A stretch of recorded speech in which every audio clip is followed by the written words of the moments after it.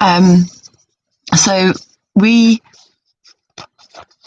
when the seizures first happened, and we were like looking for answers, and we come from an academic background and scientific and mathematical, and so we print off loads of research. So we've got some stuff here. We've got to find this one. It's don't give things up, add things to. Don't give things up. This focuses the energies to the lower vibrational end of the spectrum, which isn't an easy place to be. Negative plus negative equals positive, or positive plus positive equals positive. Why make your positive from negatives when it can all be from positive connotations? Add things to, then what you wanted to give up will eventually fall away when ready. So when you add things to that brings you joy and happiness, then yeah, you don't need to. People call it addiction. That's a negative connotation word. We call it a lack of connection. So if you're focusing on the addiction and giving things up, it's always, life's hard, and it's about finding life that's easy. So yeah, we did this for Merry Christmas 2019. Here's a wee easy healthcare package for maximum effect with minimum effort. It's what us younger ones have been able to start using and have proven very effective and helpful. DE, diatomaceous earth. Silica is the foundation of all life and of the matrix of our body, the fascia. And so a healthy wiring of our nervous system to continue to restore and repair all that we do to ourselves in everyday life. This is primary to anything else, as it's needed for the rest to function, and makes our second brain, the gut brain, the most important, in our opinion, healthy. Because it's your gut brain that sends the signals to your brain in the electrochemical energy through your circulatory system, and then produces the electromagnetic energy to send back through your nervous system to function your body. So yeah, that was, and then I had stuff on there, so we will read that, but we've got to find got a few laptops, that couple that over since the years that we need to like sort out with the memory and stuff, which when we do will be really good, because that will help reflect sorting out the memory and filing in inside the head. So we've got a whole thing on silica here. Silica is the diatomaceous earth. Diatomaceous earth, 89% silica. But we're not going to go into that now, so shush. Journey of the Tarot, how major arcana meanings mirror the soul. And then we've got one here, which I think there'll be the front pages to it, but we don't have the front pages to it. We just got this at the moment. It's the integrity of ligaments, tendons, and cartilage, and goes on about the nutritional health. And it's got a hypothesis and a discussion and a conclusion. And it's on Ehlers-Danlos syndrome and supplements, vitamins, and maybe minerals. I can't remember, but it's definitely vitamins that's on there that helps the condition. So your diatomaceous earth, your silica, comes first to help rebuild the matrix, the fascia of the body, like build the roads, the highways, and then you need the trucks and the lorries to come along, which is the minerals, and then they carry the vitamins, and then the body can function properly. So there's that. We then have a really amazing article that someone that we did the healing festival at, when we were actually managed to do a healing festival at Beautiful Days, and he sent us this link, a free article from Sacred Hoop, the shamanism magazine. He's a shaman. And it's about a shaman lady that's got dissociative identity disorder. So we'll be reading that one out. And she says that a great book that helps her is The Flock. Now we've actually read, I think, only up to chapter 10, and then it obviously we weren't ready to advance on in our healing. We had to, other alters had to catch up with their brain development and emotional development before we move on with that book. At least that's how where we are at the moment with our understanding of it. And yeah, she read that book and it helped her immensely. So that's going to be a really good one, because it's all different. Everything in life, it doesn't matter what philosophy or what religion or what way we describe it. It depends on the culture, the upbringing, the vocabulary bank that an individual has inside to structure sentences, to put them together, their understanding, to be able to describe their own experiences. But it's, for us, it's all the same. It's just different language, and language is limiting. So, I mean, what's worked best for us is our sacred geometry and our maths and fractal geometry, breaking it down to a fundamental level. That's probably because of our processing language disorder and how we get words back to front and the rest of it. But that's going to be a really good one to read out. And then we've got what is yoga in my own words and understanding, which we did, but of course we interpreted what the teacher wanted wrong again. And either she didn't say, or we didn't hear her say, or one of the alters did, and not really well. It doesn't really matter, but the situation is we didn't answer it quite how it was needed. So we've got our own version, and then we've got the version for her, and then we've got a bit of information on personal questions on our own practice, background, and medical history. And this is from September 2014. So all this stuff is good because it's revisiting. And at the moment, we're working within the patterning of the patterning. Which will get us to what we're on about with the systems thinking. And that's fractal geometry. Fractal geometry is the same pattern, repeating and repeating down to the micro and repeating up to the macro. And then what is dissociative identity disorder? There's something here that we've got, and it helps. We have to read out in here because we get our information back through the constructive feedback loop of information out of the senses and in of the senses. I remember someone saying to us once, sort it out inside first before you open your mouth. And we always listen to what everyone else says. We have done our whole life, and we've questioned it and we've applied it, and it doesn't work. So we are now finding our own way, which is exceptionally unique and rare because of all our rare, beautiful gifts of the labels and disorders, and the combination of them together. And we can't do that because of our internally deaf, blind, and dumb processing model, which I understand so much better now from the lead up to the psych ward. And we didn't belong in the psych ward. We were malnourished. We hadn't eaten for a week. We hadn't drunk. If someone has a plane crash, they get put to hospital, but we couldn't go to hospital. That wouldn't have worked for us because of our fears, but also because of the way the hospital and the doctors do things. And we've experienced it over our life. So what we needed was to be put into our worst fear, where we felt like we were under threat, which when you come around consciously to 8 people restraining you and you've lost like 2 stone in a week or something ridiculous. And it's amazing what a body that's full of adrenaline can do. So what is dissociative identity disorder? From net-burst. So I don't know. We've obviously read it, we've printed it off, so therefore it's related to one of us. This is us reading it back to connect things and understand more. We've then also got, and this was one of the most important things, Venus time. And we're doing emotional stuff that connects with the heart. God, this app and the planetary times throughout the day is really programmed into our subconscious. Wow, it's amazing. We tend to wake up at Mercury time. And the times change throughout the day, I'm pretty sure. They're not set every day, because if they were set and this is us being detective, although some of the alters know, so maybe it's a combination of us playing detective in the conscious, but actually it's the subconscious feeding him. Oh, it gets so confusing. But yeah, because the Chinese medicine relates certain times throughout the night to certain organs. If you rate a cup in that time, then it's related to that organ.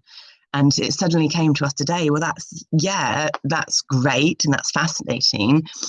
And in the linear system thinking world, in the left brain world, in the materialistic matter, physical world, that's probably true. But all matter comes from energy. So in the energetic world, it's not linear. That's where it's circular. Right brain, all present, no past, no future. So not logic like the academic mental mind of the way collective understands at the moment and society. Very interesting. We watched something on consciousness between people yesterday. We did post it, and it was fascinating. Listen to the different people and what they've said. Absolutely love the guy in the coloured shirt and the woman. And there's another guy that was in grey that we liked. Oh, got sidetracked. Come back. Yeah, so this one, a lot of people prejudge it. I know when we first had it, a lot of people blamed this. And it was our ayahuasca journey. And we did our ayahuasca journey, and it was a lot of thought went into it. We wanted to do one for years, but we never did, until we found someone that we'd met beforehand and that was local to the country, to England, to South England. And that we had the connection on the energy. So because I didn't start doing any recreational drugs until I was 19. Even then it wasn't really, it was every so often. It's more drinking. I think I drank when I was 15 once, but it didn't work for us. We knew we were unique. We knew we didn't need it. And I'm grateful for it. So because it didn't stunt any brain growth that was already stunted from emotional trauma or anything else, or the head injury. So there was a lot of thought that went into this, and when we did it properly. It's not just like we're just going to go and do it. We did the diet beforehand. There's a lot of conscious thought and thinking of all scenarios that go into stuff when we do this. So when we were asking for help, the people that we reached out to after the seizures, their own judgments and whatever got in the way, and there was the smoking weed as well, and we've gone through that one a lot too. And we still don't disagree with the weed. Smoking, yes, because it hinders the lungs, and we need full capacity of a lower third, upper third, and middle third of the lung for the body to reach its optimum potential. And only when the body reaches its optimum potential and that curled up excess of energy in a double spiral coil that resides in your sacrum, which is known in spiritual terminology as Kundalini. When we grow, there's that left reserve of coil of energy for when we reach a point when your wisdom teeth come out. There's a reason these things are called stuff. And so your level of consciousness will raise and expand, but only when one is ready. And it tends to happen when emotional trauma or all kinds of things happen in adulthood. But it's posture. So if you get into a materialistic physical level, it's posture. So if we live our life not developing our body into a aligned posture, that's then when the alignment's that's not there. So if you've got a river, the banks, someone with EDS, let's say you've got a river, and rather than having hard stone banks, it's sandstone, and the banks will corrode away quicker than the average erosion time. Then new pathways are made. That's the fibromyalgia. It's amazing. Fibromyalgia will make new pathways, but that's then when you get double the pain, because you've got the pain of the building and the making of the new pathway, which isn't the optimum pathway, and then you've got the pain of the blocked pathway. So ayahuasca, plant medicine, I mean, we've always had a term, God made grass, man made booze, who do you trust?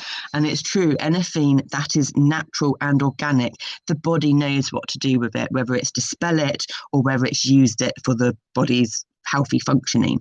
It doesn't know what to do with man-made processed stuff.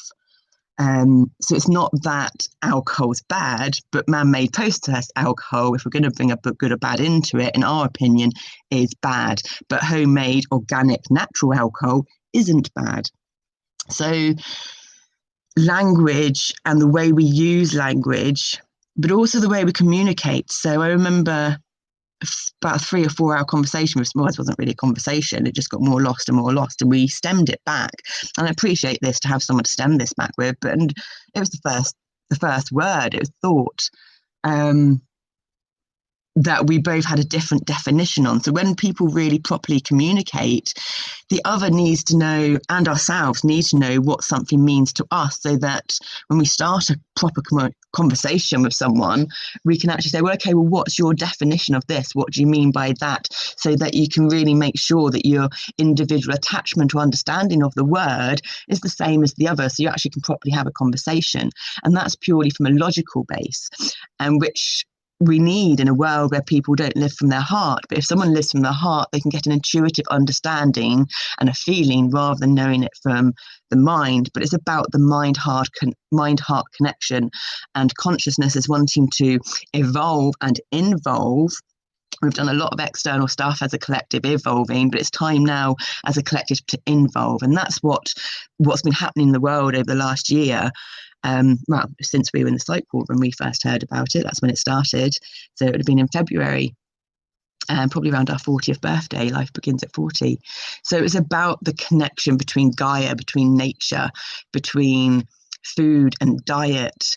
And it's not saying don't have anything processed. It's just, I'm just saying for us that we've learned, because EDS back in the day, it was a gift. You went out there and you could run faster, you could hunt, you didn't die young because everyone died around the same age, and there were gifts to go with the EDS.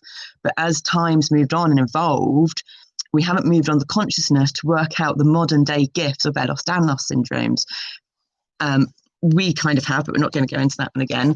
But all we have had protruding discs, which stemmed from our torn sacrum of a horse accident at 15. and then more stuff with the back, and the protruding discs were L4, L5, and L5, S1, which is your lower back going onto your sacrum, which is where this Kundalini coil is. And so that's the center, your sacral chakra, that then coils out to everything else. So our body couldn't do what it needed to do. All the injuries that have faulty healing and then can't carry the signals of information through once it heals are on our left vagus nerve, and your left vagus nerve is the rest and digest. It counterbalances your right vagus nerve, the fight, flight, freeze, the adrenaline, what makes you motivated. So people that have central nervous system disorders that make them be perceived lazy to other judgmental people because they don't understand and they're just perceiving it from their world, they are too much in their left vagus nerve, their rest and their digest, and they need to stimulate the right vagus nerve. And someone that is like gets bored easy, constantly go, they're too much in their right vagus nerve, and they need to stimulate and access the left vagus nerve. So the vagus nerve isn't one vagus nerve, it's two, and it's your 10th cranial nerve, and it goes through every organ in your body. So it's like, hence the vagal theory, polyvagal theory, I think it is. So the ayahuasca journey for us, no matter what we did with our yoga, and we got to desperation because so many of the different altars were giving up and they couldn't do it anymore, and they wanted to die, they needed to die. So we were always go, attempting to slow down. We say attempt rather than try, because try implies to the subconscious mind that one's going to fail, whereas you can attempt. And so we were doing so much because we were looking for a path that didn't end in suicide, and we're getting there now. God, we're smart ass. I didn't choose these options, but that's okay, because the first half of life's been hard, and then we're going to choose for the second half of life to be easy. But no matter what I did with my breath work, no matter how slow we got it or how managed or how controlled,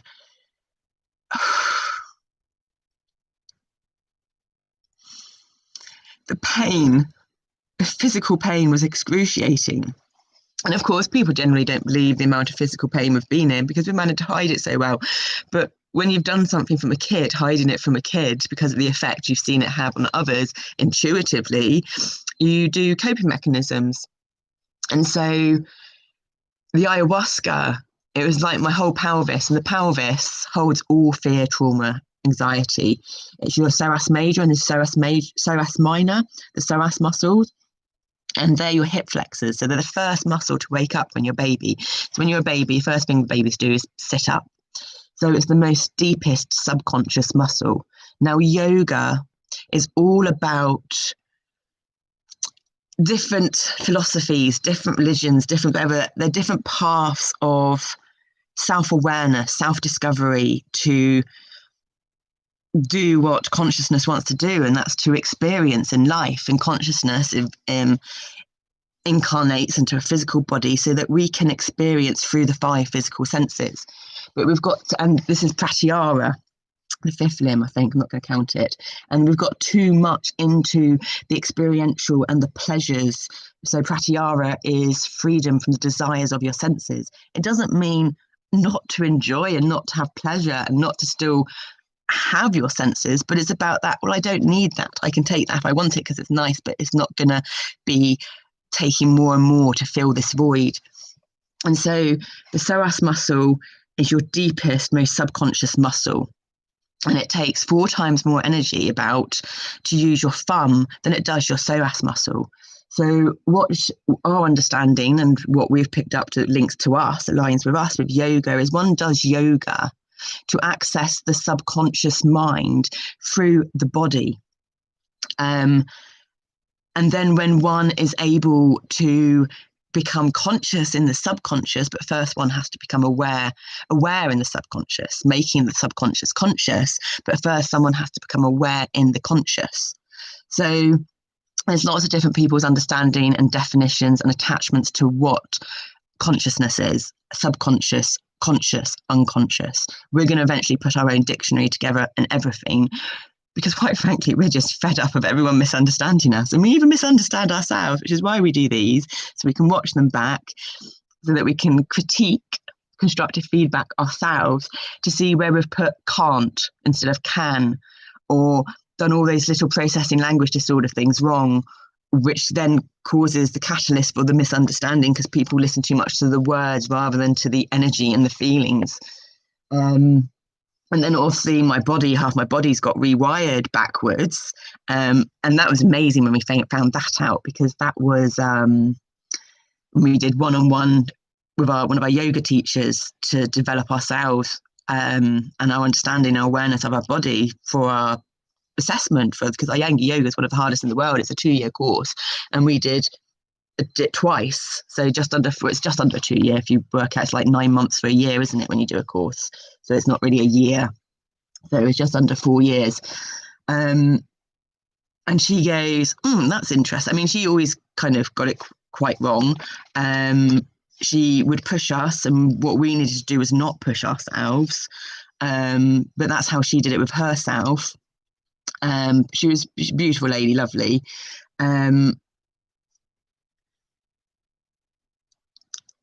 she did sports massage as well. When we asked to have sports massage, she goes, you don't need it, you're too flexible. But when she did do it, she was like, oh, actually, you do need it. And that's what EDS is. EDS isn't just someone, Ehlers-Danlos syndrome, if we haven't said that already, isn't just someone that's super flexible, because when you breaking it down into the simple bits again, you have a muscle, and you have a joint or finger, and when you move it, the action of moving it isn't just one muscle working, it's a few. But primarily, if you cut it down to 2, you've got one muscle contracting, working, and then you've got one muscle stretching, expanding. And there's always the 2 working together. So if someone is super flexible in an area, it's because they're super tight and tense somewhere else in an area. And these are the fascia trains, because it's the fascia trains that puts the muscles together to make the gross movement of the body work in the way it can work in such amazing ways. And so what with the physical injuries, I mean, I had injuries on the left as well, the back injuries are the emotional trauma and anxiety going to the pelvis. I mean, I never knew I had anxiety. The only label we ever found was when we were 19, and that was due to the benefit of my auntie. Sadly, my father, due to his struggles and the way he thinks and being a single parent, it was very challenging for him. He grew up with life was a struggle, and he thought he was doing us a favor by teaching us that, like, not by, us learning early that life was a struggle, and to learn how to manage struggle and pain and that, these challenges in life. But it put a deep belief system inside then of what life is about. But luckily, my auntie had never got in the way of anything, and this time she did. She's like, Neve suffered enough, she doesn't need to suffer anymore, and sent him a letter. She, bless her, phoned up the people in Ireland to do with dyslexia and education, to phone up the people in England, to phone up the people in Cornwall, to actually book an appointment, and then said, it's your decision at the end of the day, but it's all sorted. There's an appointment on this day at this time. Here's the check for the money, right, it's your choice, but she doesn't need to suffer. And I've never butted in before, and I'm so grateful for her doing that, because I remember the energy going there. I don't remember all of it. I remember the stress of when I was there, because that thing when you know that something isn't right in the terminology used, because that's the collective and the teachers and what's around you, and that you just don't ever belong or fit in anywhere or don't understand, but are a genius and manage to hide all that. And so rather than putting your energy into becoming an academic genius, it's put into a complete new age way of thinking of geniusness and coping mechanisms. And he basically was one of the first people that said, it's a rare process. It's processing language disorder. 0.02% of the population at the time had it. And if he wanted us to do anything, he said, you can just watch, learn, and do. So we were never good at theory, but we were good at watching, learning, and doing. And we've always thought we were the best survivor going, which was a negative, really, because a jack of all trades, master of none. But actually, a jack of all trades, master of none is a master of self-awareness and himself, and that's the best survivor going. So the ayahuasca, so our pelvis was like this thick dark, solid, nothing was getting in there. It really become rigid to function throughout life and do what it needed to do. But then yoga came in, and when you open your hips, you're opening your emotions. When you're opening your armpits, you're like releasing depression. I mean, you're meant to open your armpits vertically, but we'd open it horizontally because we'd get misunderstood with the dyslexia again and interpretations. And because our body could then do it, because we're mercurial and we'd adapt to whatever situation needed to always make the energy in that situation feel okay for us to be in, we never learn who we are or what we wanted or what we needed. It was always about making the situation at hand feel okay for us to be in, and that's the intuitive, the empathness. But when one becomes an adult, they become accountable and responsible, and this new knowledge then means that we have to apply the knowledge to then not blame other people. It's just life, it's how it is. But that's really hard to have one perception in the spiritual smart-ass soul life of taking many lives off in once, and that we came down to do this, but to actually ground that into the physical reality and the physical body is another ball game. But we're managing it well. And so the ayahuasca journey was quite horrific, actually. We don't remember too much about it, but we froze because we go into the fight, flight, freeze. We go into the freeze modality due to sexual abuse when we were 4, which has then caused more sexual abuse later on in life because of the paralysis in the body, but mind still going and not knowing that's what's going on, which was fine. It's what we needed at the time because that's what we needed to experience, but it's what we're navigating through now. And it's a lot of information coming in, which can be quite overwhelming, which is why we're taking things slowly and doing it slowly. And we're now revisiting the patterns within the patterns. So we're delving back into stuff that we've already done before. We did the ayahuasca journey. It was like zillions and zillions of these micro things were burying in and out every orifice. And I don't mean the obvious orifices of your nose and your mouth, etc. I mean all the hair pores. And we were pretty frozen as well. But the next morning, and it went on for hours, I think people tend to normally be sick within the first 15 minutes to an hour. 3.5 hours in, our body still hadn't been sick. We attempted to ask if we could make ourselves sick, but even that we didn't have the courage to do. I remember thinking for ages, just ask if you can make yourself sick, because we wanted to lay on the floor, but we knew we weren't allowed to lay on the floor until we'd been sick. And our body didn't actually make itself sick until about 8 hours in the middle of the night, and the trip was only 4 hours, so this was like about 3 hours after the 4-hour journey had ended.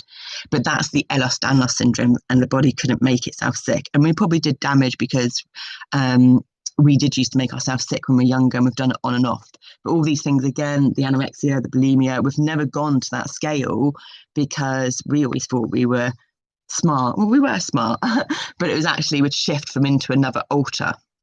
And so we are smart, but the us that's talking now is separate to those alters, so it gets very confusing in delivering the information.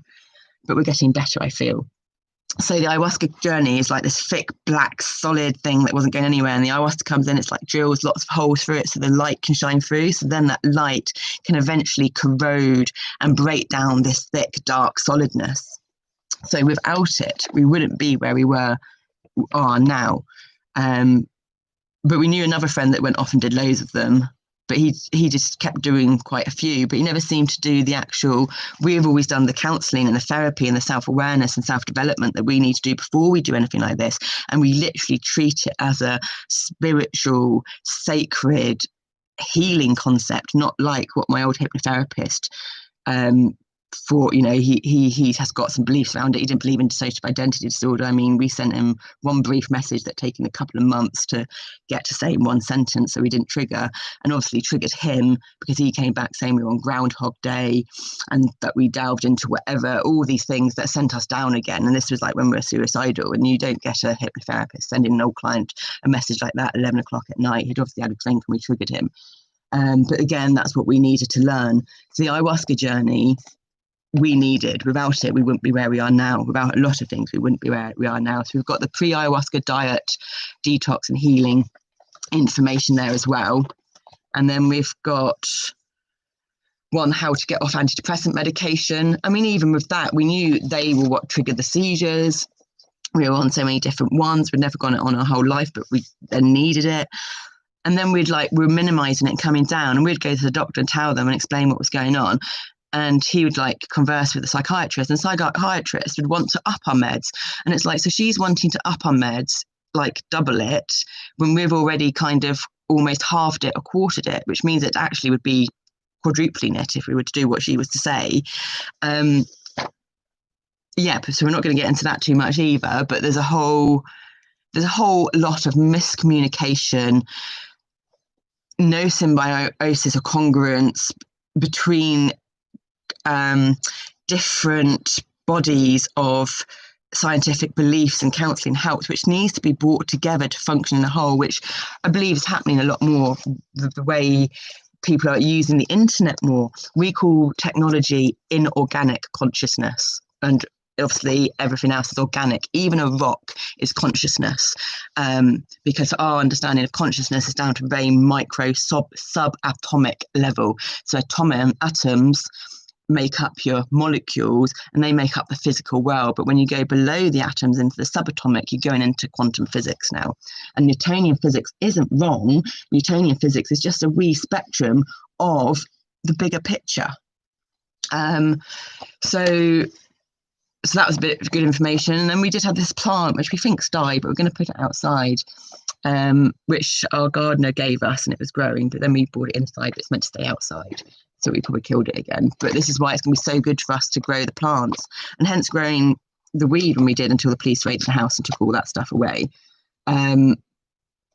Because you're nurturing and you're learning and you're growing something external. So it has that mirror and that reflection of nurturing yourself internally. So if one can't do basic washing and basic living and basic self-care, which some of our altars couldn't, but you're getting that externally, that then will eventually go into the internal feedback loop where you learn how to nurture yourself as well.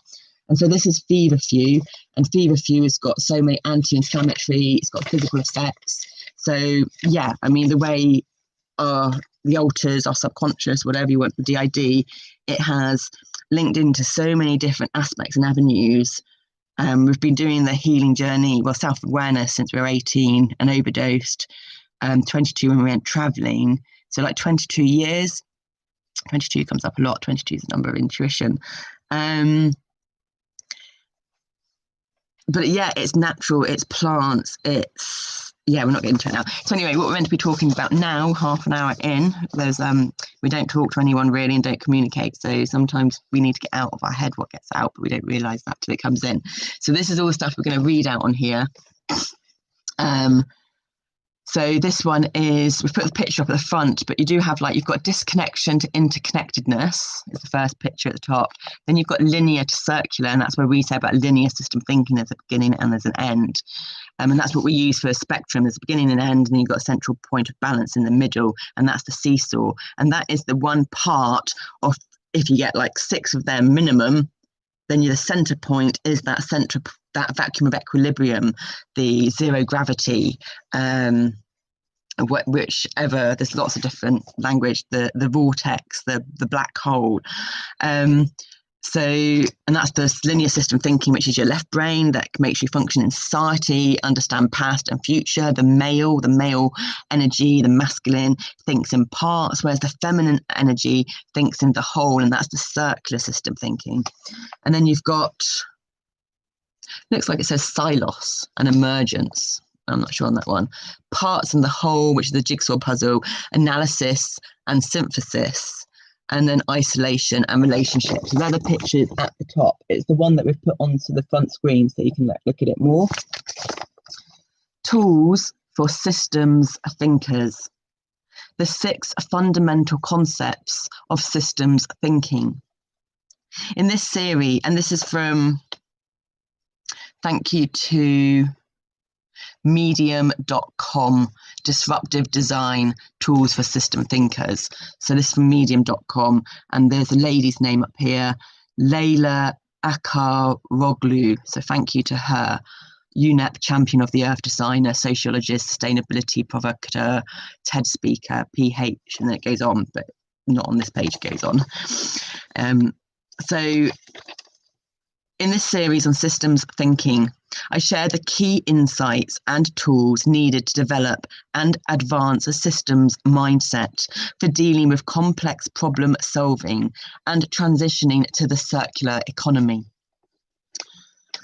I have taught thousands of hours of workshops in systems, sustainability and design. So this is where like permaculture gets brought in as well. So when you live on, and we think of permaculture as in land and growing on your land, but it can be a business or any kinds of things like that. It's a way of functioning of sustainability. When you go to buy some land, it's said to live on that land for a year to feel and sense and see the flow of the land through the seasons, so that then one knows how to build on the land and work in symbiosis with the land. And over the years, refined ways of rapidly engaging people with the three-dimensional mindset needed to think and work in circular systems.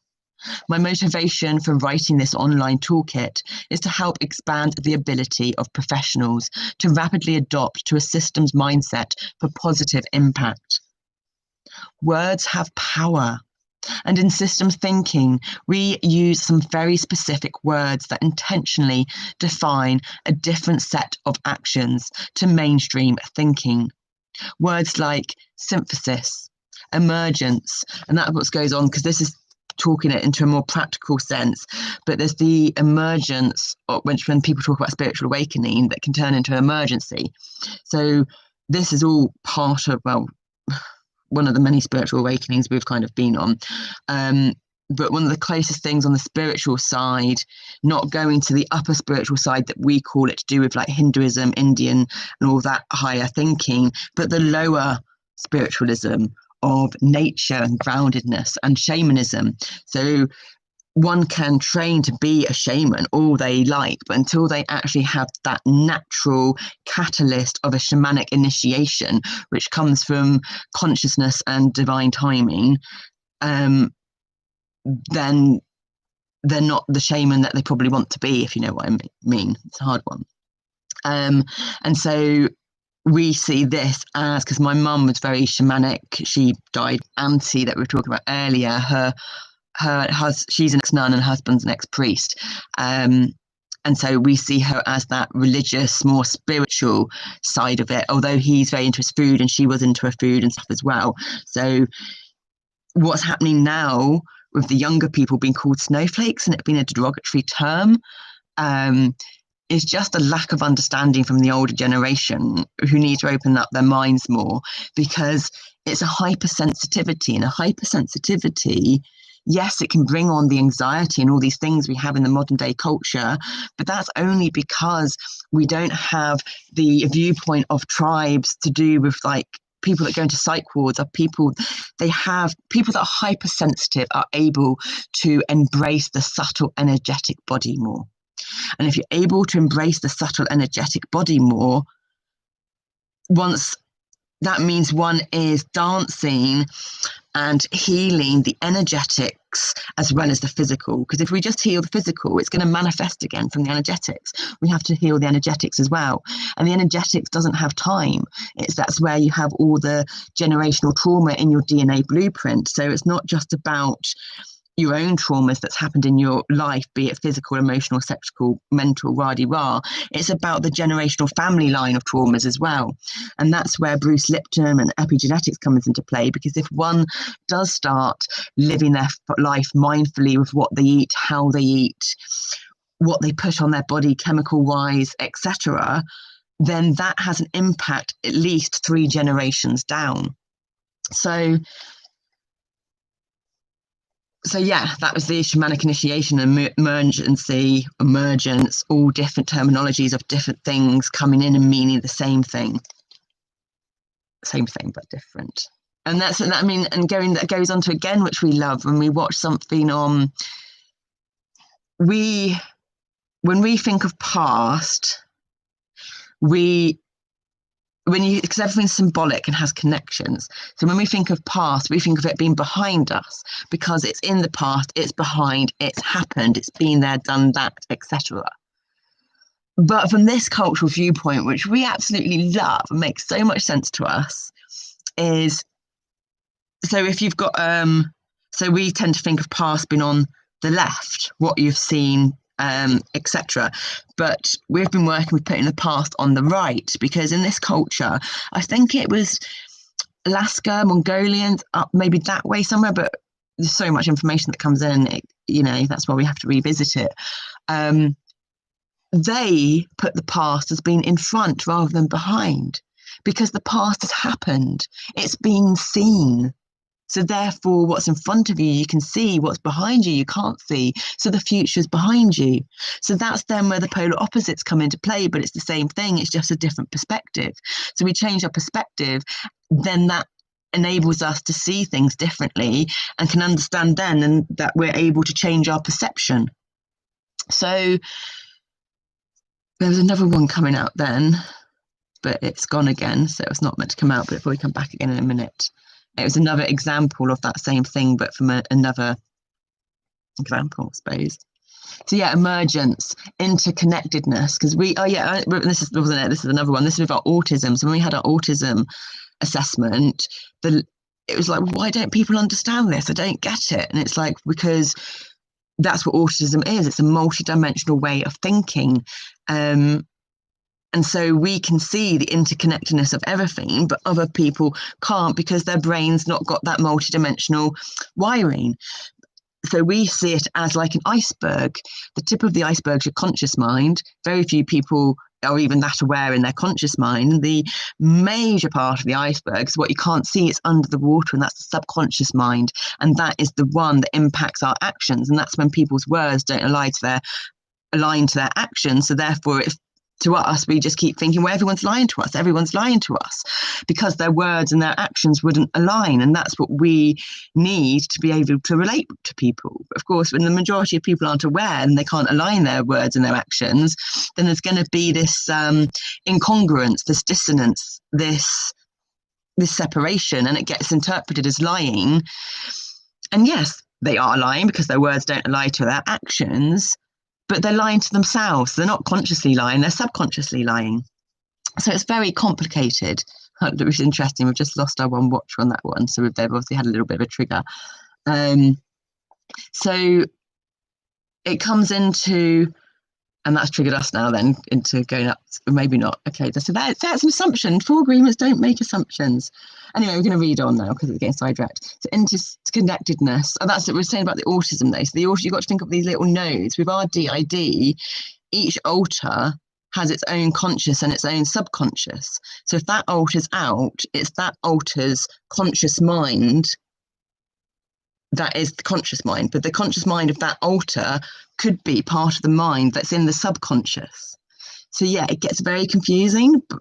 And this is why we need to speak it out loud, because each time we speak it out loud, there's the constructive feedback loop of information out and in of the senses, and it strengthens those neurological pathways that are helpful and healthy, which is what I thought we were going to say, but it is helpful, so that then that optimum resonance functioning pathway can develop more and the old ones can filter away. And this is the reprogramming of the mind, because you've got so many people go, well, just do it in the mind, or you're making it up, or you've got pseudo memory syndrome.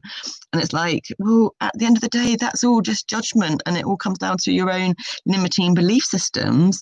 And that's where the figure of 8, our birth given name, vibrational frequency number, and our master guide we've like kind of learnt, but it's also the affinity sign. So the reason we were so like this is we had to be, because we have the capacity to expand so much due to what's going on. But we used to break our boundaries. We would break our comfort zones and put ourselves in situations that really weren't comfortable, hence hiding the autism and the rest of it. And girls portray autism differently to men as well.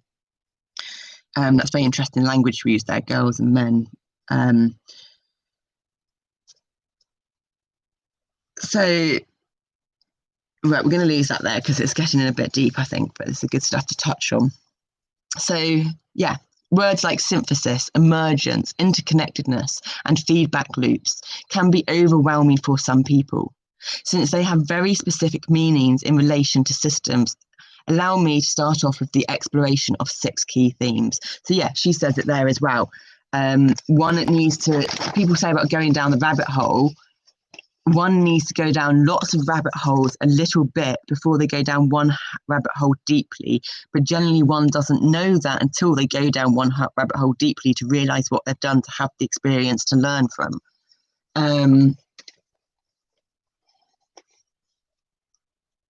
And then when you've got those different areas, if you think of the brain and colouring in, going in and out, the reason that came to us with brains being all worm-like, which we've felt as well, because when we slit our head open, they didn't believe us that we could still feel. Yeah, we will deal with that later. Yeah, don't come out now, please. We'll come out later. Yeah, we'll face that later. Okay. Oh wow, we're getting really good at this, aren't we? Yeah, we are, guys. Thank you. We're all listening to each other a lot more now. So this was our hospital accident when we slit the head open. Anaesthetic doesn't work on people with EDS, and they didn't believe us when we said that we could feel the pain. And the memories that we have are so limited, but then there are ones where there's a lot of energy around it, and we could feel, first of all, each injection of anaesthetic, we could feel the stuff trickling down through each of the brain, all the different like roots and everything, and then just the needle squeezing through to sew it up. Oh, it was horrific. But the reason the brain is like that is because ebb and flow, contraction, expansion, everything is ebb and flow, everything's contraction, expansion, and it's that circle with a twist in, which is the figure of 8. So if one thing's pulling this way, then the natural habit is going to get pulled that way as well. So what we've got to do is, if one's pulling that way, we pull this one back a bit to anchor in, to pull that way, and then have this oscillation over here. And then that stops this going too far the wrong way and taking that with it, and vice versa. But it's not just on this one thing. You've got one figure of 8 doing this ebb and flow, expansion, contraction here, but then you've got another one here and then another one there. And that's the 6 that we talk about, that turns into the 12 of complex stability. But that's just the minimum. I mean, complex stability, that's the basic. Your 64-star tetrahedron is the spiritual, energetic complex stability, and we call the 12 as the male complex stability, whereas the female complex stability we call 13. I don't know why, but one of the little ones want to say because it's got a spare electron, and we always need a spare electron. So thank you, little one. They always give us these cryptic clues, but I believe them now because they have all the information. They know it. They just don't have the language or the words or the right way of using it sometimes. And that will explain our posts that have been happening lately on Facebook as well. So yeah, we're going to go into these 6 themes. There's a star asterisk here next to the 6. There are way more than 6, but I picked the most. So I don't know where we get all these bits of information from, but I know that we've always worked on the rule of 3s, 3 minimum. Even when we built our van, we thought we needed a man, and we didn't. We did sometimes, but we catalysed it all ourselves, did a lot of it ourselves, and we'd get the information because we weren't good at doing research, hence why we're getting into that now. So we would ask 3 different people, probably more than likely men. It's so fascinating how they could, Mercury time on the mind now, so fascinating how, and that was 48, 44 then, how they would have completely contradictive or opposing beliefs as well. So you'd always ask for 3 so that you get those things, and then we'd work out what one kind of made most sense. But it was frustrating. We'd do things and we'd know there'd be an easier and quicker way of doing it. And the thing was, we'd always figure out a way of doing it, even if it did take a lot longer. And that was us working on our van. But at the same time, when we had the sports massage that was a sports massage with our yoga on teacher trainer that said we didn't need it. And we didn't finish that, did we? She said that with the body, when it did something, the muscle was meant to work in a certain way for what she had experienced with most bodies and her theoretical learnings, but ours was working backwards. And we just got so excited. It's like, oh yay, at least our body connects to our head in some ways. But the other time we had a very first sports massage at Carnbury Leisure Centre, oh my God, it was excruciating. And that's where we learned about the external layer of fascia becoming dehydrated, which was blatant, obviously, because we used to like have to pee all the time. So we probably didn't drink enough. But, and our thighs and our legs, but specifically it was on our thigh, our right thigh. And it's interesting we're talking about this now because I know we're in Mercury now, which is rules Gemini and Virgo. Oh, we are actually in Virgo at the moment, so that's interesting. But Jupiter, which is the sun that we're in at the moment, and rules Sagittarius, so the sun we're in at the moment is the sun season of Sagittarius, which is ruled by Jupiter, and that's all about expansion. And if you look at people when they cycle or they run, their thighs expand. So the front thighs, because I think I'm not sure if the thigh relates to the whole thing. One of us knows because they know all the body stuff. I know your hamstrings go down the back, so we're not getting into that. But the front thigh, we always get worried of whether we're doing it wrong or right, saying the right words and stuff. But this is what we do to find out if we're saying the right words, isn't it? So we don't need to worry about that. It just is what it is. But it's good to speak it out loud and clarify that for whoever's going to come and watch the video. And it's about expansion, and their thighs expand. So the way the patterning of the fascia trains go through the body, you've got your external layer, your internal, and then your deep tissue, and then your organs. But all of it goes around each of the muscles of the thighs and the hamstrings, which is why the thighs and the hamstrings are so complex. And it's about the expansion. And we've lost what that, yeah, okay. The fascia adhesion, the muscles, the sport, yeah, I don't know. So, yeah. So there are ways that, so we've read that. Yeah, so we're just going to reading what it is now. There's lots of memories and stuff being catalysed and triggered here, but this is good. Maybe a bit confusing for the watcher, because I know we get confused watching it sometimes, but that's why it's a whole bit of a treasure hunt, trickery unfolding. So 1, interconnectedness. So that's why we're attempting to get into the timestamps so that people then come into it and they can just click on it straight away to each one, or they can hear the personal experiences of blurb or what have you. And plus I think it helps the YouTube algorithms as well. I don't know, I'm really not good at a lot of that stuff, but we're getting better. 1, interconnectedness. Systems thinking requires a shift in mindset away from linear to circular.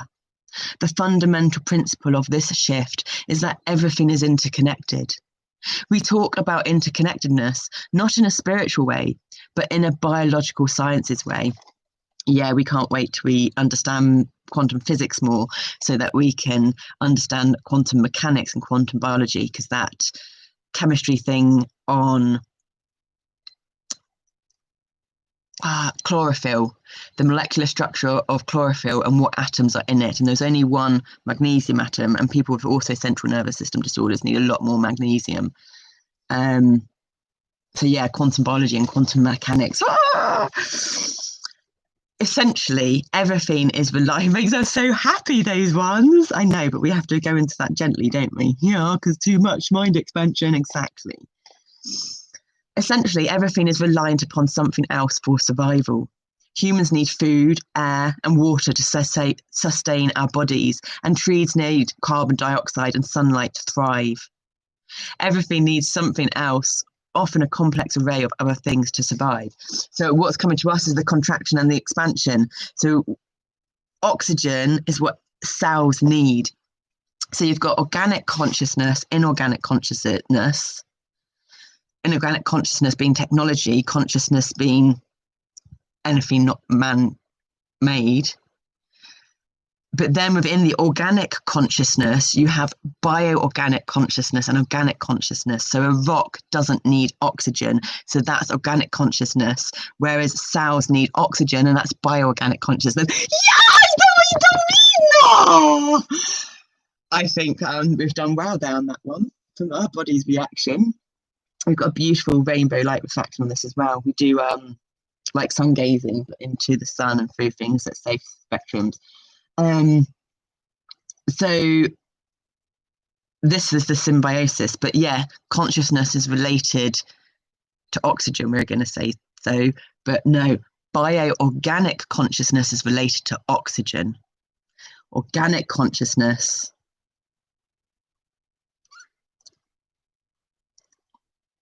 Watch this space on that one. Essentially, I'm going to read this bit again. Everything is reliant upon everything else for survival. Humans need food, air, and water to sustain our bodies, and trees need carbon dioxide and sunlight to thrive. Everything needs something else, often a complex array of other things to survive. Inanimate objects are also reliant on other things. A chair needs a tree to grow to provide its wood, and a cell phone needs electricity distribution to power it. But we can get free energy from the time-space vacuum that's everywhere. The Tesla, and Dassim Haramein's doing it at the moment. He just needs funding, but of course can't get the funding from mainstream because the mainstream won't do it because of the effing political economic status of money. And it's just like, we need to have the heart over the mind, over greed and money, because there's things that we have for free that will eradicate all the poverty and the poorness and the hunger and all kinds of things. And that's why we need to live from the heart more and not the mind. Because a cell phone, electricity, it all comes from quartz crystals, which brings in the crystal. So crystals, I don't know, one step up on a rock. So when we say everything is interconnected from a systems of thinking perspective, we are defining a fundamental principle of life. And when you go into the fundamentals, we say as a collective about science proving it and this, that, the other, but when you really get into science, the fundamental formulas that base the rest of science are on half a theoretical formula. So if the formula is half theoretical, then right, the starting point is theoretical, which means all the rest of it's theoretical, so therefore it's not proof. From this, we can shift the way we see the world from a linear, structured, mechanical worldview to a dynamic, chaotic, interconnected array of relationships and feedback loops. And that's where we've learned about relationships not being working on the emotional body, which a lot of counsellors and psychotherapists and we do at the moment, but that doesn't work for us. So we break it down into and it's not the universe is maths. The universe is relationships between one thing and another. So the universe is ratios, because one can't define or understand one thing on its own until it kind of compares it with something else. And we're not meant to compare ourselves to other people, but that comparison needs to be there for an understanding of sorts. So yeah, the whole world, down from the macro to the micro, is based on ratios and relationships of one thing to another.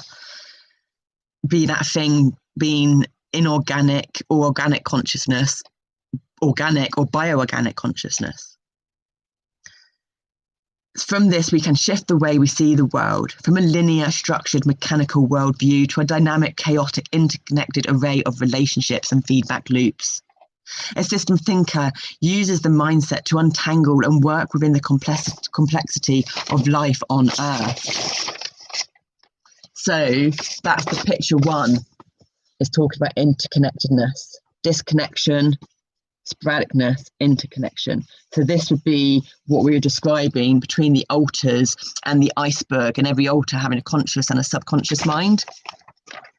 So the second one, the circle and the arrow being linear, circle being circular, is the one, as we've just finished. A systems thinker uses this mindset to untangle and work within the complexity of life on Earth. Yeah, I think we did read that.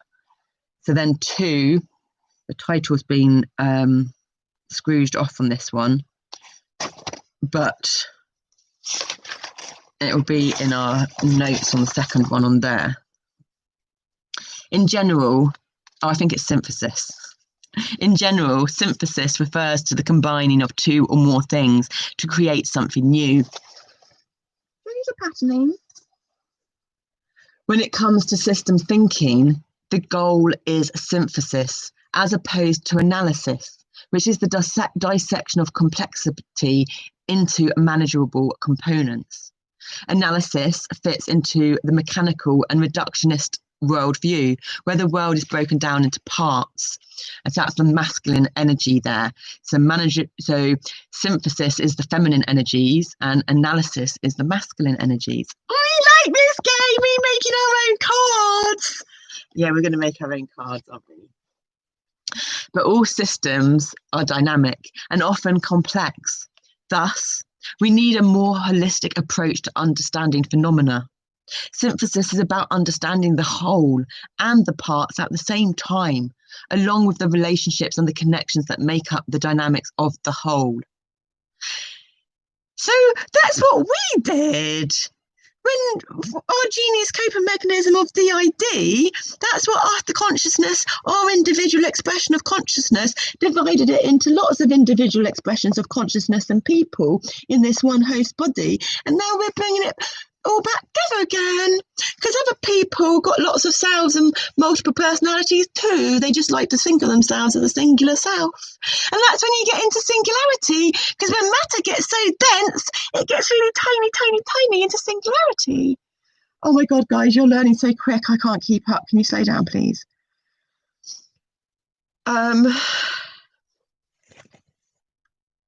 This 108 days self-healing meditation, so that story time's massive, because of the books that have been chosen are all very emotionally connected to us. They all mean something.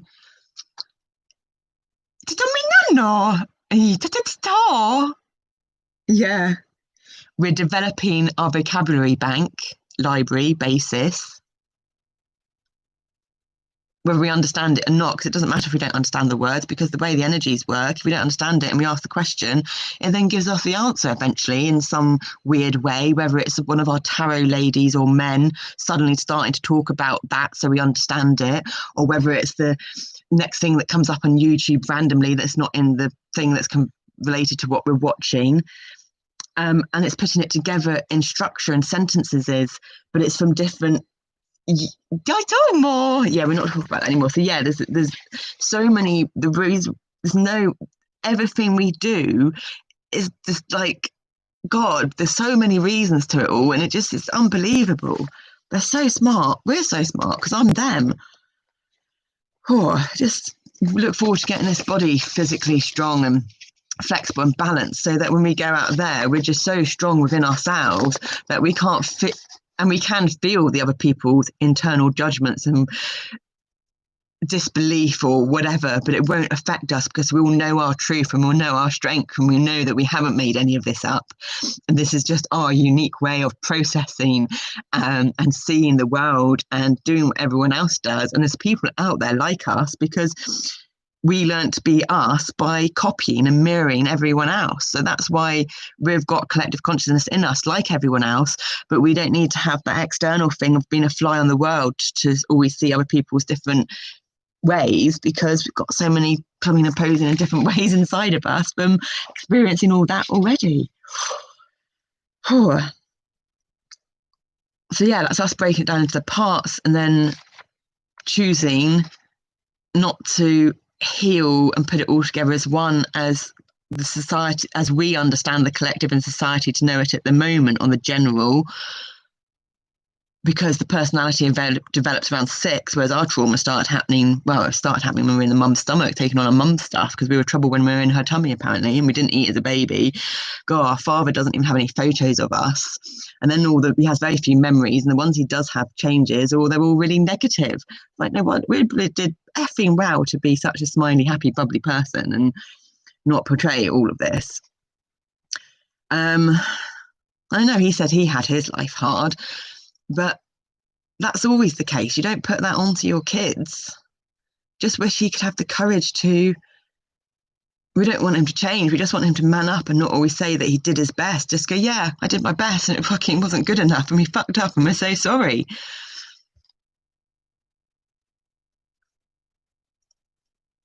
But all systems are dynamic and often complex. Thus, we need a more holistic approach to understanding phenomena. Synthesis is about understanding the whole and the parts at the same time, along with the relationships and the connections that make up the dynamics of the whole. Essentially, Synthesis is the ability to see interconnectedness. It's going to be so good when we grow our own food. Got some of the paving slabs down already. Our 59-year-old lady gardener is incredible. Inspirational. 3, emergence. From a systems perspective, we know that larger things emerge from smaller parts. Emergence is the natural outcome of things coming together. In the most abstract sense, emergence describes the universal concept of how life emerges from individual biological elements in diverse and unique ways. Emergence is the outcome of the synergies of the parts. It is about non-linearity and self-organization, and we often use the term emergence to describe the outcome of things interacting together. A simple example of emergence is us, a snowflake. Snowflake is the name that the Native American Indians gave to us when we were 2. And we've learned a lot about that as well. And Zanoni is the name that we chose from the book Light on Egypt. And Zanoni means child of the stars or son of the stars. So we're Zanoni, child of the stars, snowflake. So Zanoni is the upper spiritual, and snowflakes the spiritual coming to the ground. Oh my God, you're playing on words, guys. And we've had to laugh at all of this, because if you don't laugh, well, you get pulled into that rabbit hole of darkness and we wouldn't be here, quite frankly. And humour makes one learn easier as well and quicker, because we've got good teacher skills in us. A simple example of emergence is a snowflake. It forms out of environmental factors and biological elements. When the temperature is right, freezing water particles form in beautiful fractal patterns around a single molecule of matter, such as a speck of pollution, a spore, or even dead skin cells. Something so beautiful out of something perceived so yucky. And so that's number 3, which looks like Silos and emergence, but I don't know if that is Silos or not. So that's that picture there.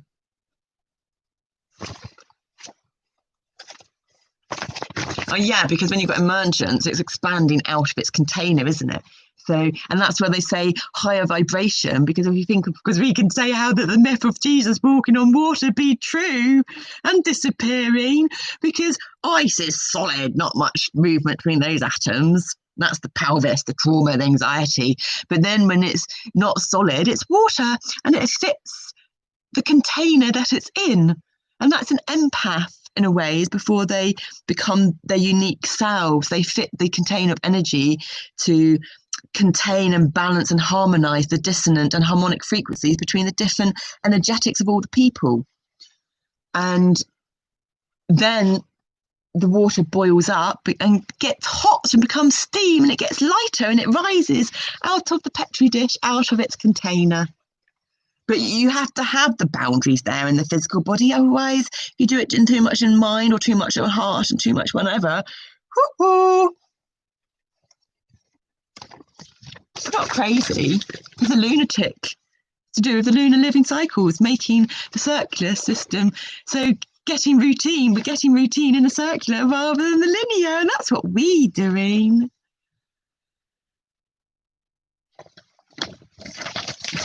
God, we didn't realise it can be like this. But then we never do we? Which means we should, but then one shouldn't have shoulds. So we'll start learning that's the case. All right, so that's printed it again on that side. Interesting. Conceptually, people often find emergence a bit tricky to get their head around.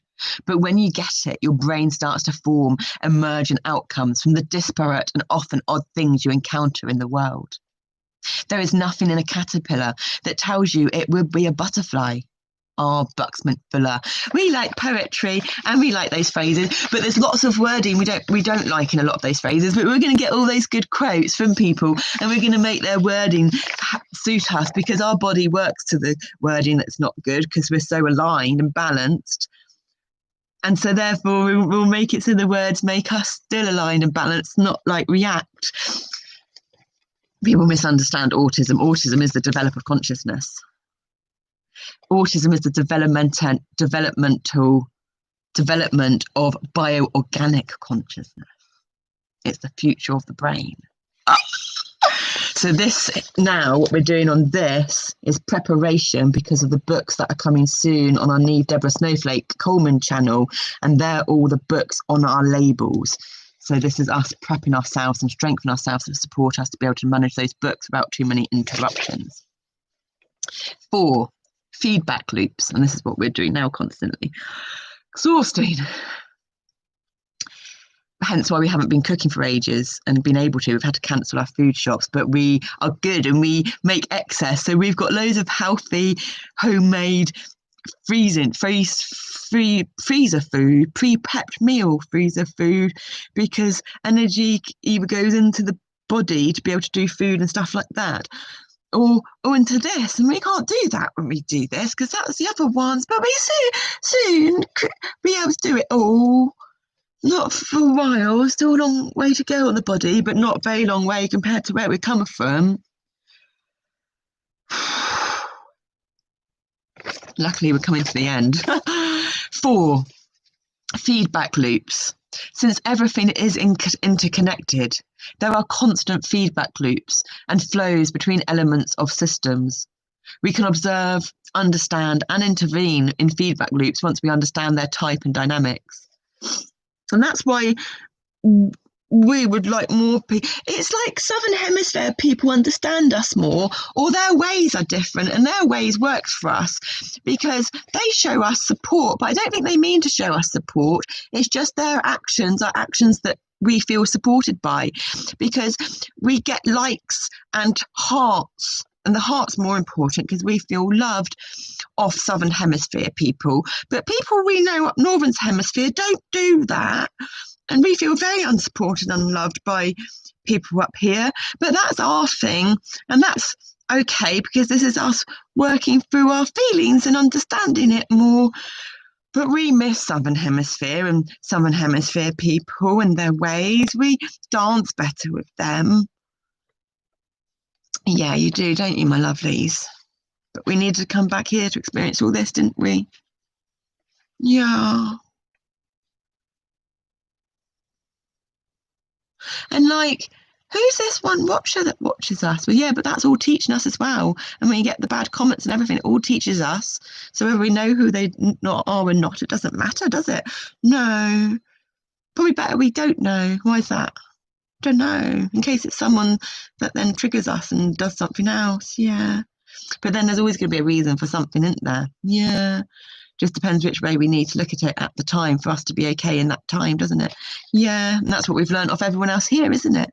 Yeah, they did what they needed to do to protect themselves on a subconscious level, even if they knew it or not. And the ones that didn't know it normally project their pain outwards back on us. And then they tried to get in contact with us again, but they didn't apologise for their actions when we've always apologised for ours to the best of our awareness and understanding. Yeah. And what is it we're kind of getting into now, though, guys? We're getting into that emotional dynamics of maybe who's to blame. But no, we're not. You just think we're getting into that, but we're not. It just sounds like that with the words we use and the way we use it, because we don't know any better yet, but we will know better. Oh, I'm sorry, I am, aren't I? It's hard to break out of those patterns, and that's why we understand the others, isn't it? Yeah. We look forward to when someone understands us. And they will. We just have to understand our bit better to be able to facilitate them understanding us better, don't we? Yeah. And that's why we're doing this, isn't it? Yeah.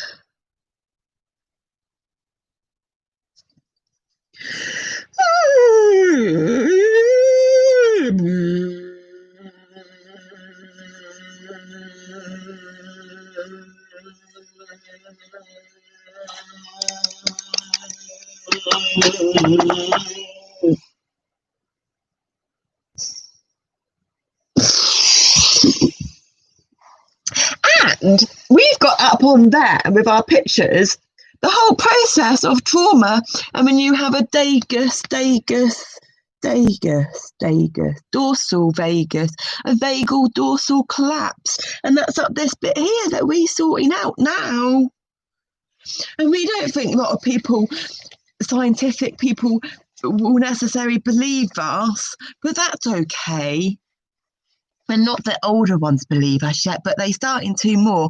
But we're going to grow our own teeth back and our collarbone fuse like that, and we're going to correct it. And we're going to correct it all to show what's possible, to show them that we may not have the evidence in the conventional evidence scientific way, but that we will do it. I know, I'm sure you will, guys, the way what you put me through. But slowly, softly, gently, eh? The Kiwis come back out in us. Oh, we fucking love Kiwis. A born again Kiwi. Okay, start again, shall we? 4, feedback loops. And can we calm down the feedback loops on us, please, until the end? We've not got much longer to go. And this is 1 hour, 15 minutes and 15 seconds. 166, 66, the number of healing. We like the number alignment. Okay, we happy again now? Yeah. Okay, cool. 4, feedback loops. Since everything is interconnected, there are constant feedback loops and flows between elements of a system. We can observe, understand, and intervene in feedback loops once we understand their type of dynamics. And this is us being a witness to us. And we're talking to us right now, even though we're not, but we don't. Just wait.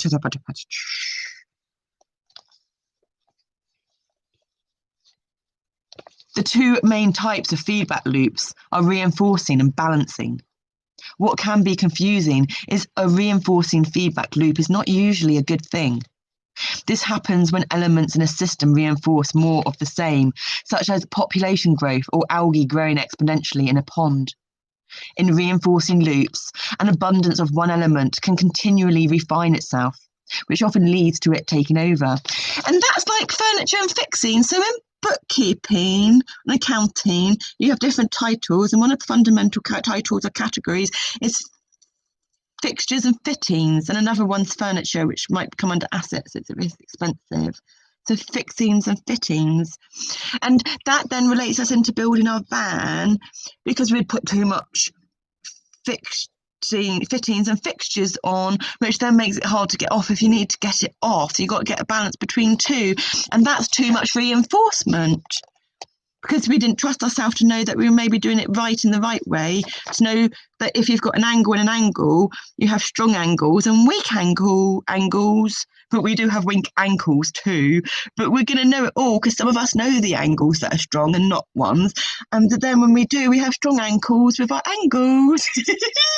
Oh my god, it's exhausting. Whoa, you can see why we call it a treasure hunt of the mind-heart connection, can't you? And body, mind-heart and body connection. A balancing feedback loop, however, is where elements within the system balance things out or counterbalance. Nature basically got this down to a T with the predator-prey situation. But if you take out too much of one animal from an ecosystem, the next thing you know, you have a population explosion of another, which is the other type of feedback reinforcing. So 4 is the jigsaw puzzle. We put in our jigsaw puzzle together, and our missing pieces in the physical world don't matter, because we'll find them in the energetic and make our own physical again, so it makes sense. Oh. So 5, causality, is the middle bottom one, analysis and synthesis. Although I'm sure we've talked about synthesis already, so we're probably getting this a bit wrong now. So this is where you have to decipher your own truth too. 5, causality. Understanding feedback loops is about gaining perspective of causality. How one thing results in another thing in a dynamic and constantly evolving system. All systems are dynamic and constantly changing in some way. That is the essence of life. The only constant is change. Cause and effect. And if you did the meditations related to the zodiac signs, and cause and effect was the meditation good for Aquariuses, and that word we're not too sure, that sounded like equilibrium, equinundrum, it was good for Capricorn. Yeah, I have to go back. That's what's the red envelope in the skeleton's torso. I wonder when we're getting to that. Well remembered. I forgot about that. Can't stay on track of everything. God, our parasympathetic nervous is kicking in heaps. Our body getting better. Cause and effect are pretty common concepts in many professions and life in general. Parents try to teach, or as we like to say, parents attempt to teach this type of critical life lesson to their youngs. And I'm sure you can remember a recent time you're at the mercy of an impact from an unintentional action. Causality as a concept in systems thinking is really about being able to decipher the way things influence each other in a system. Understanding causality leads to a deeper perspective on agency, feedback loops, connections, and relationships, which are all fundamental parts of systems mapping. And the mapping isn't the terrain. You map the terrain, but the terrain first has to be navigated to map. And when it is mapped, it's only that individual's interpretation of the mapping that's gone on. It doesn't mean that's actually what the terrain is, because they might have felt it or seen it or experienced it differently to someone else. Oh, this is our geography and our history and lots of things all in once. We. 6, systems mapping. We're just laughing then because that's the French one coming out saying we for yes, yes, yes, which links us into the Maoris going mimi, which is Maori for going for a wee, a piss. And we will need a piss after this because we always need a piss after each cycle. It's very influential, the bladder for something, which is then putting us into orgasms because we always need to have a piss after we had an orgasm. Because an orgasm is your most fundamental, primal, lowest physical reality, material dimension experience of the greater cosmos, of what's actually out there. But when you start having orgasms, not just down in your root chakra, primal, genital areas, but having it elsewhere in the body, you don't need to have orgasms in the genital areas anymore because the rest of it's there. So that's then when one finds a divine partner who's on that same spiritual journey to get the divine orgasm, and that's Tantra. And that's the type of relationship we're going to have with someone eventually. We will meet someone out there that's on this similar level, whatever this level is, or multitude of levels. 6, and that brings us into 6, systems mapping, which brings us in, we here at the moment, we in isolation, and lots of other people are too, because of COVID. And there's lots of other people that, like us, though, have been doing it longer, like 4 years now. It's just been getting more and more isolated because we needed to understand each of all of these without other people's judgments affecting us, because then we couldn't do it. And then we get to this. A relationship, a healthy relationship and understanding with ourselves, because then we can have it with others. But we have Laura been lovely. We got it with Laura and Uncle Bob via email and our gardener. So we do have 3 people sporadically, not, 6, systems mapping. Systems mapping is one of the key tools of the systems thinker. There are many ways to map, from analog cluster mapping to complex digital feedback analysis. We remember when we saw all the new ways on one of the TED Talks of the visual stuff, of how you do visual things in graphs, and very complex, but so good. We like it. Yeah, it helps us, doesn't it? We've got to wait for that to come back in again too, but don't rush it or push it. No, it's better to be slow, isn't it, and do the opposite now. Yeah. However, the fundamental principles and practices of systems mapping are universal.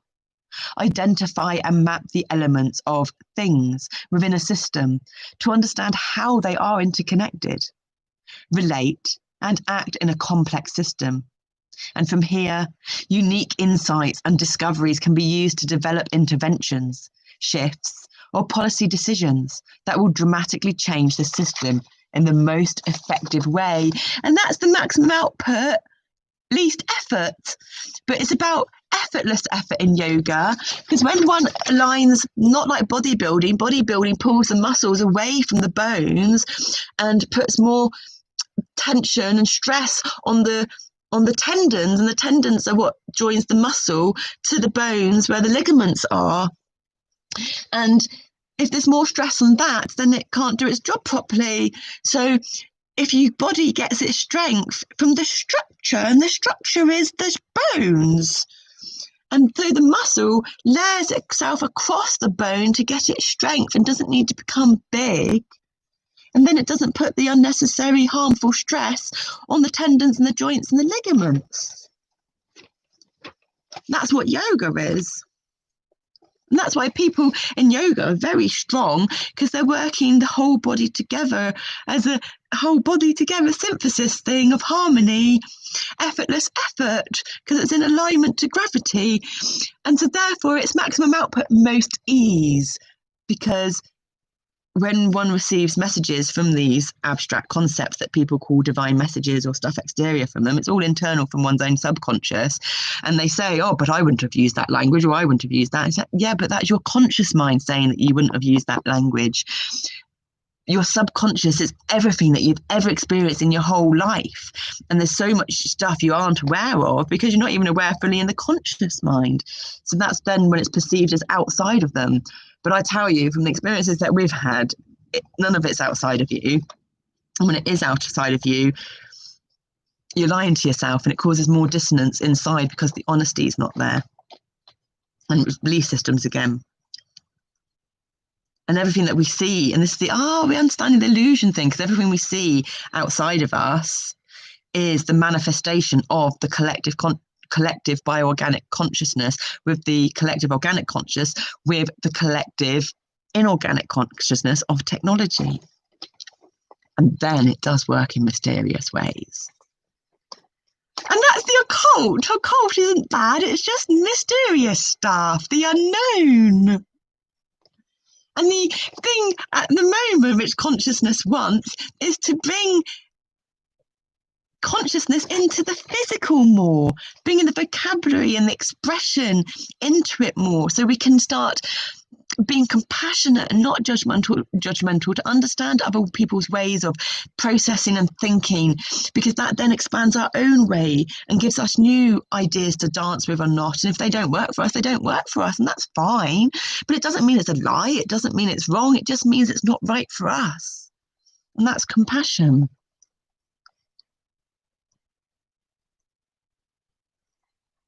This introduction to 6 key concepts are critical building blocks for developing a detailed perspective of how the world works from a systems perspective, and will enhance your ability to think divergently and creatively for a positive impact. Working and teaching systems thinking for years has led me to develop additional new tools, as well as employ these time-honoured concepts from the pioneers. Excuse me. What stands out to me as critical in order to make a positive impact is the ability to develop your own individual agency and actions. To do that, you first have to wrap your head around the core concepts. I have an online class where I explain all of this here. In the next chapter in this series, I will go into more detail on understanding systems dynamics, a core part of the practice.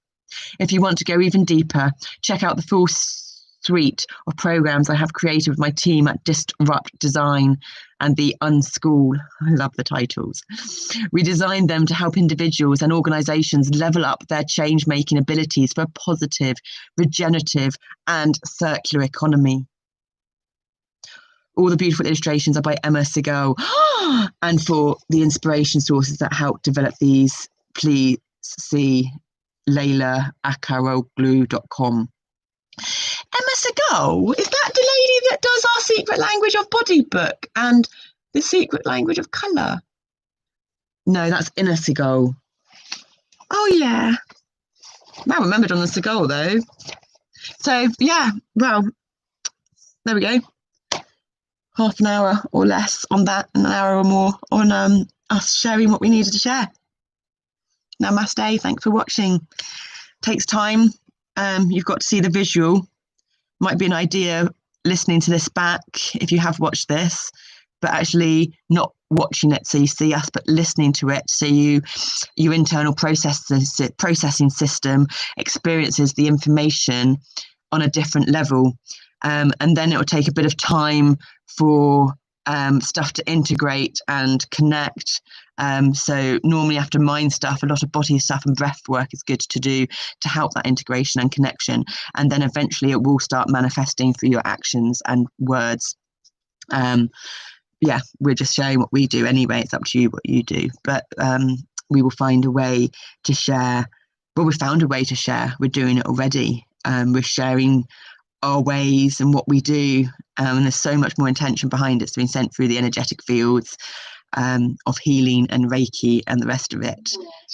And now we're into the moon time. So we're going to go inwards into introspection and our feelings and our emotional body after this, after the Venus, the love, language of love, our language of love, which is this to you, even if the you is some of us alters watching and whoever else, into Mercury, the mind, the way of communication and expression, whatever communication that is, and technology, with the double Aquarius here, external sun, internal moon, Aquarius, into moon time of delving into the subconscious.